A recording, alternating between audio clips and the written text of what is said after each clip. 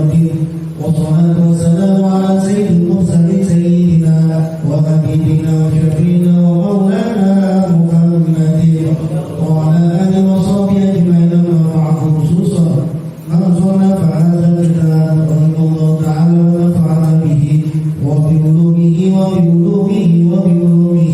وفي الدارين آمين. الفاتحة. أعوذ بالله من الشيطان الرجيم. بسم الله الرحمن الرحيم.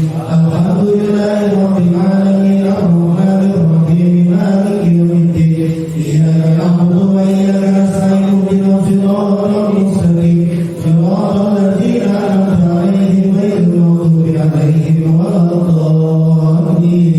آمين.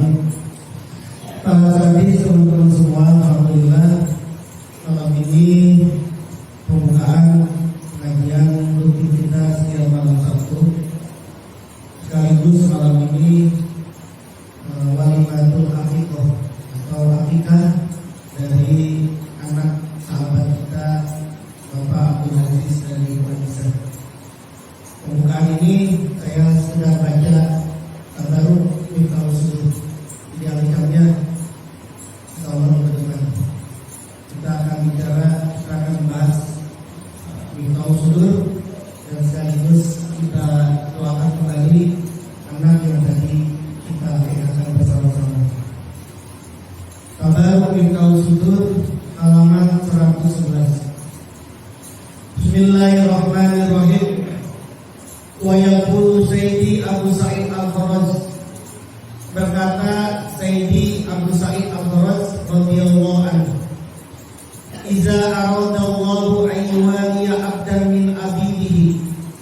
Jika Allah berkehendak, jika Allah menginginkan ayyuwaliya, untuk mengangkat sebagai kekasih, atau ayyuwaliya ini untuk mengangkat seseorang menjadi walinya, menjadi kekasihnya, menjadi walinya. Abdan pada seorang hamba, min abidihi, dari hamba-hambanya Allah. Jadi kalau Allah pengen mengangkat kita sebagai walinya, kalau Allah ingin mengangkat kita sebagai kekasihnya, maka yang dilakukan oleh Allah kepada kita umumnya adalah pertama, fataha alaihi baba zikrihi. Yang pertama, Allah bukakan kepadanya pintu zikirnya, bab zikirnya, pintu zikirnya. Dulu dia jarang zikir, kemudian mau diangkat sama Allah menjadi ahli zikir, menjadi wali Allah.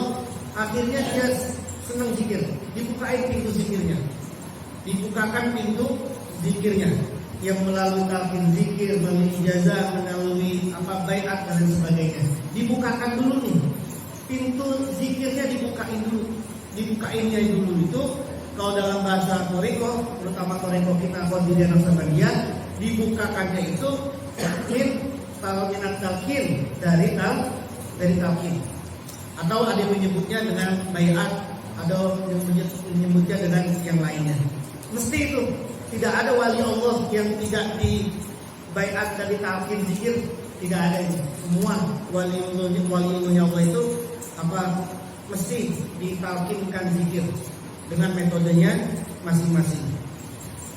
Kalau sudah dibukakan pintu zikirnya, yang kedua, faiza salazza zikro fataha alaihi babal qurbi.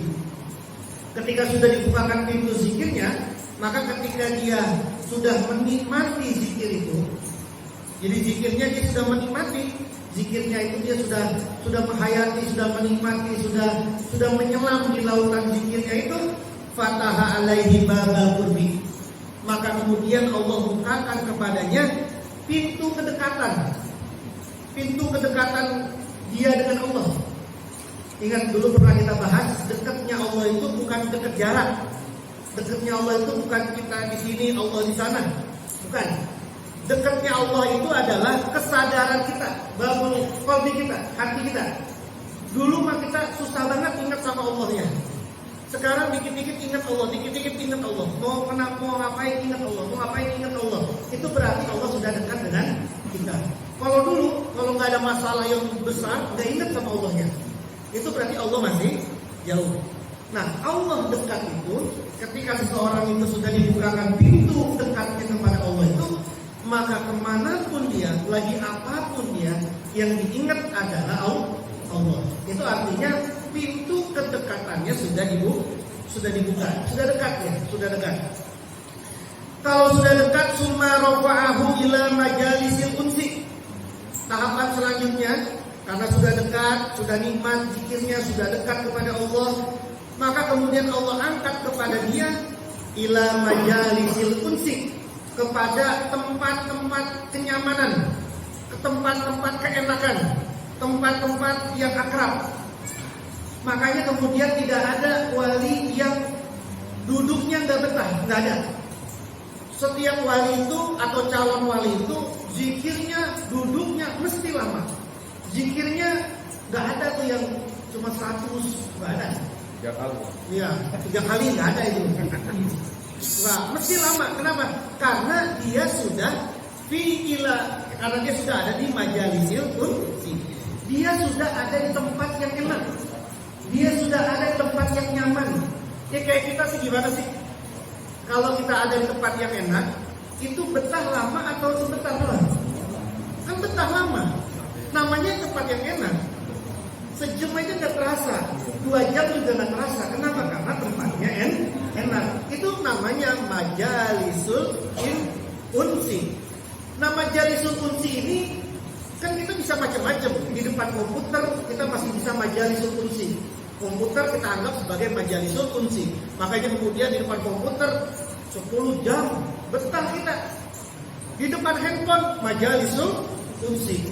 Di depan kolam empang majalisul seharian majalisul unsi. Nah, majalisul unsinya itu ditambahin.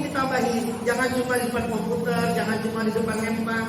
Majalisul unsinya itu ditambahin di atas sejadah, di atas karpet, di atas lantai, duduk, gitu ya. Sehingga tenang, nyaman. 1 jam nggak terasa, 2 jam nggak terasa. Kalau kita sudah masuk ke wilayah itu, kalau kita sudah mendapati majalisul unsi itu tandanya kita sudah menjadi calon kekasihnya Allah. Makanya lihat baginda Rasul berhari-hari, berminggu-minggu, bahkan ada yang mengatakan berbulan-bulan di Gua Hiro sendirian, nggak ada handphone, nggak tukang kopi, sendirian. Ngapain itu beliau? Apa betah? Kenapa kok betah? Seharian di situ, berhari-hari di situ, berminggu-minggu di Gua Hiro kok betah? Karena Gua Hiro bagi Rasulullah saat itu sudah menjadi majalisul unsi. Kita di majelis ini betah apa enggak? Kalau kita betah di majelis ini, berarti majelis ini menjadi majalisul unsi. Nah, ketika kita tadi itu sudah merasa nikmat, zikir, kurbi kita, maka kemudian Allah angkat kita ke majelis kenyamanan. Kalau sudah seperti itu, summa ja'alahu ala kursiyyit tauhid. Kemudian Allah jadikan kepada dia atas kursi tauhid. Kursi itu tempat duduk, kursi itu kedudukan.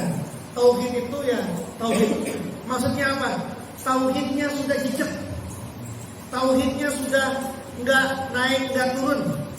Imannya enggak naik 1 hari, turunnya 5 hari, gitu ya. Sudah jejak. Ala kursi tauhid, sudah di atas kursinya tauhid. Sudah jejak dia, sudah mantap, sudah ada di atas tauhid. Mau seperti apa tenang saja dia. Mau corona kayak apapun tenang saja. Mau sedang dirumahkan tenang saja. Tauhid, percaya dia kepada Allah Subhanahu wa taala. Itu namanya kursiyut tauhid. Dia sudah ada di tauhid, di kursinya tauhid. Itulah makanya ulama-ulama para walinya Allah la khaufun alaihim wa lahum yahzanun. Itulah mengapa para walinya itu nggak ada rasa takut, nggak ada rasa galau. Kenapa nggak ada rasa takut, nggak ada rasa galau? Karena dia sudah ditempatkan oleh Allah di kursinya tauhid. Bahkan sekelas misalnya sampai sekelas Al-Halaj atau Syekh Siti Jenar yang dianggap sebagai keluar daripada syariat, maka kemudian saya Siti Jenar dihukum mati sama para wali songo saat itu. Tidak ada kegundahan. Al-Halaj ketika dia dipancung tersenyum dia, tersenyum. Tidak ada rasa takut sama sekali. Kenapa? Karena dia sudah ada di kursiut tauhid. Sudah ada di kursiut tauhid. Kemudian kita baru dikasih surat dirumahkan udah gak karu-karuan gitu. Udah karu-karuan. Udah mikir terus makan apa, cicilan bayarnya apa, begini bagaimana. Udah gak ada tauhidnya, gak ada tauhidnya sama sekali. Kenapa? Karena kita tidak ada di kursiut tauhid. Ini ya. Kalau sudah ada di kursiut tauhid, summa rafa'a anhul hijaba, kemudian Allah angkat, Allah bukakan hijab tabirnya Allah, tabirnya sifat-sifat Allah, tabirnya zat-zatnya Allah. Wa adkhalahu daral fardaniyah, dan Allah masukkan kepada dia di perkampungan keesaan. Dibuka hijabnya. Dulu mah kita sekarang nih, kita sekarang makom kita masih Allah Maha memberikan rezeki. Baru tahu Allah Maha memberikan rezeki. Tapi kita belum tersingkap itu. Kayak apa Allah Maha memberikan rezekinya itu kayak apa? Belum tersingkap. Makanya kemudian kita galau tuh sama urusan rezeki. Nah, orang yang sudah dibukakan tabir sifat-sifatnya Allah, ini loh Allah Maha memberikan rezeki, ini loh kayak begini. Maka kemudian ketika dia sudah dibukakan pintu ar-rozaknya, dibukakan pintu fatahnya, dibukakan pintu goninya, dibukakan pintu mugninya, terbuka sudah. Kalau sudah terbuka, tadi tuh dia sudah ada di darul fardaniyah, di tempat keesaan yang tidak ada siapapun di antara dia kecuali dia kepada Allah. Lalu wa kasafalahu hijabal jalali wal azamati. Setelah itu Allah bukakan kepada dia, Allah singkapkan kepada dia hijab kemuliaan dan keagungannya Allah. Dibukain, begitu kayanya Allah, begitu maha dahsyatnya Allah, begitu maha kuasanya Allah. Itu dibukakan. Dibukakannya itu bukan cuma sekali dua kali, tapi sudah dibukakan terus-menerus. Kayak kita ini kan kadang belum tentu setahun dikasih buka hijab, belum tentu kita ini. Kadang 5 tahun baru dikasih, kadang ya setahun baru dikasih dia. Misalnya kayak apa misalnya Anda lagi terdesak butuh sesuatu, lalu kemudian Anda angkat tangan, Anda mohon kepada Allah, beres Anda mohon kepada Allah, langsung itu dijabah sama Allah. Itu kan gak tiap hari kan Anda doa begitu kan? Gak tiap hari menyaksikan kayak begitu gitu ya. Nah, kalau orang sudah menjadi walinya Allah, tadi tuh kasyafalahu hijabal jalali wal azamati. Allah sudah buka itu, Allah sudah singkapkan hijab kemuliaan dan keagungannya Allah. Ini sudah terlihat. Karena sudah terlihat, akhirnya kita sudah tidak mau. Dunianya sudah tidak mau gitu. Kenapa? Karena dia lebih suka, lebih senang kepada yang menciptanya. Misalnya kalau di sejarah Quran misalnya, kalau sejarah Nabiullah Yusuf alaihissalam, bagaimana Zulaikha sampai buta dia, sampai buta matanya karena menangisi merindukan Nabi Yusuf, sampai buta matanya. Lalu kemudian sudah 20 tahun lebih, akhirnya kemudian dipertemukan sama Yusuf. Lalu kemudian dengan mukjizatnya Yusuf, Zulaikha dikelekkan lagi matanya. Lalu kemudian yang tua menjadi muda lagi. Zulaikha itu tua karena menjaraknya jauh kan dengan Yusuf ini.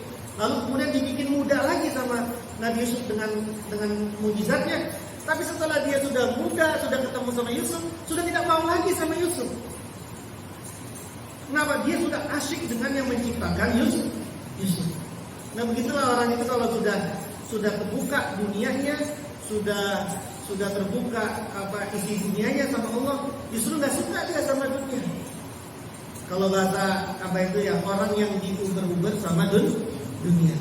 Bukan dia yang uber-uber, dia sudah pada tahap orang yang diuber-uber. Kenapa? Sudah ada, tapi dia tidak mau. Gitu. Kenapa? Karena dia lebih kepada siapa yang menciptakan ini. Ya kayak kita lah. Pada tahap tertentu gitu. Anda dulu masih pacaran, pengennya tiap hari sama calon pacarnya. Terus bayangin tuh kalau jadi istri tiap hari kelonan gitu, ya kan? Dapat 1 bulan masih, dapat setahun masih atau berkurang? Karena sudah terbuka, ini ya. Sudah nggak mau itu tidak, kenapa? Karena sudah terbuka. Faiza waqa'a basaruhu alal jalali wal azamati. Kalau matanya, pandangannya sudah jatuh kepada kemuliaan dan keagungannya Allah tadi, jadi sudah dibukakan tadi kemuliaan Allah, jalalnya, azamahnya sudah dibukain sama Allah, lalu kemudian pandangannya masuk sampai kepada jalal dan azamahnya Allah, maka baqiya bila huwa, maka dia berada tanpa dirinya. Maksudnya apa? La ilaha illa ana, tidak ada Tuhan kecuali aku. La ilaha illa huwa, tidak ada Tuhan kecuali dia. La ilaha illallah, tidak ada Tuhan kecuali Allah. Akunya sudah tidak ada. Akunya sudah tidak ada. Kenapa? Karena aku yang sesungguhnya adalah Allah Subhanahu wa taala. Jadi baqiya bila huwa, dia sudah tetap tanpa dirinya. Dirinya sudah tidak ada. Kalau kata saya sedikit kan, aku adalah Allah, Allah adalah aku, gitu kan. Lalu kemudian ini jadi bahaya untuk orang-orang syariat yang tidak mengetahui orang-orang yang tidak mengetahui syariat, menjadi bahaya. Gitu. Meski sesungguhnya ada betulnya. Tidak ada aku yang sejati. Ini kan aku semua nih.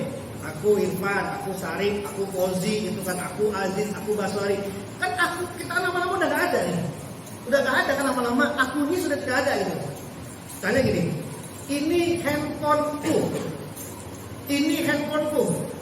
kunya ini jangan lama-lama ada di sini, karena bisa jadi sekarang ku, nanti malam udah bukan ku lagi nih, sudah hilang, udah menjadi nya, gitu ya, udah menjadi handphonenya, bukan handphoneku lagi, tapi menjadi handphonenya, karena kalau punya duit sudah jual aja dah.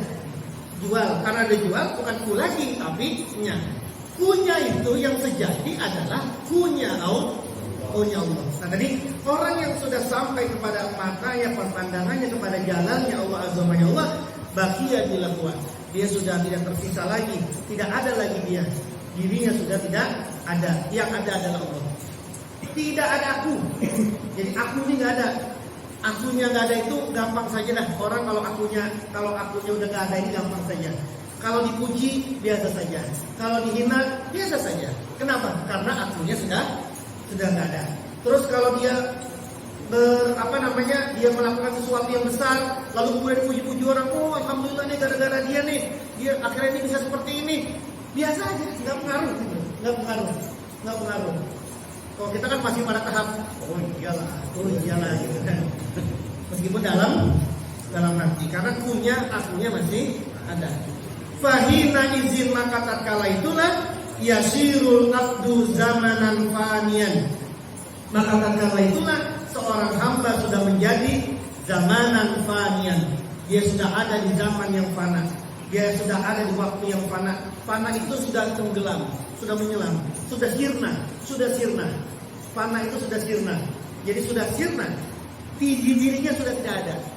Akunya sudah tidak ada. Anaknya sudah tidak ada.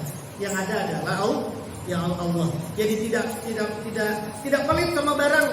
Kalau kita masih pelit kan, punya duit mau kita kasih, jangan itu masih pelit karena kunya masih ada. Nah kalau kunya sudah hilang, meskipun dia punya apa, orang minta, orang minta tolong, tetap dikasih. Meskipun dengan alasan apapun, tetap dikasih. Itulah para walinya Allah. Kayak Hasan Asyadzili misalnya, nggak pernah dia pakai baju sekali, 2 kali dipakai, nggak pernah dia. Baju sekali dipakai kasih orang, baju dipakai sekali orang, nggak pernah dia. Pakai baju 2 kali, nggak pernah. Itu dia. Syekh Hasan Asyadzili, seorang waliullah. Kalau dia diminta, Syekh itu kok cakep sorbannya, ambil. Syekh itu cakep cincinnya, ambil. Syekh handphonenya, nggak ada handphone dulu. Ya pokoknya cakep, ambil. Kenapa? Karena nggak ada dirinya gitu. Punya nggak ada, bukan miliknya, sudah ambil. Kalau ada Kiai Zainuddin, tukang parkir. Nah kita karena wali, ya belum sampai lah ke sana gitu. Yang jelek-jelek kita kasih. Yang udah nggak dipakai kasih. Fawaqa'a fi hifzihi, maka jatuhlah dia, maka beradalah dia fi hifzihi, di dalam penjagaannya Allah, wa bari'a min da'awi nafsihi, dan dia bebas dari ngaku-ngaku dirinya sendiri. Da'awi nafsihi, udah nggak ada lagi dia, udah bari'a min da'awi nafsihi, udah nggak ada ngaku-ngaku, udah nggak ada, udah bebas dia dari ngaku-ngaku dirinya sendiri.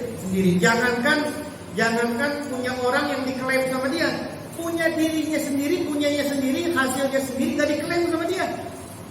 Ini bukan hasilnya, diklaim lagi. Bantuin kagak, apa kagak, udah jadi cakep, semua itu dia. Itu namanya klaim. Klaim itu namanya. Kemudian dia berbuat apa? Bukan saya, itu mah Allah. Bukan saya, bukan Allah. Udah nggak ada klaim terhadap dirinya sendiri. Inilah tahapannya orang mau diangkat, kita mau diangkat menjadi kekasihnya Allah. Jadi kalau kita sudah dibukakan pintu zikir, tinggal kemudian naik lagi.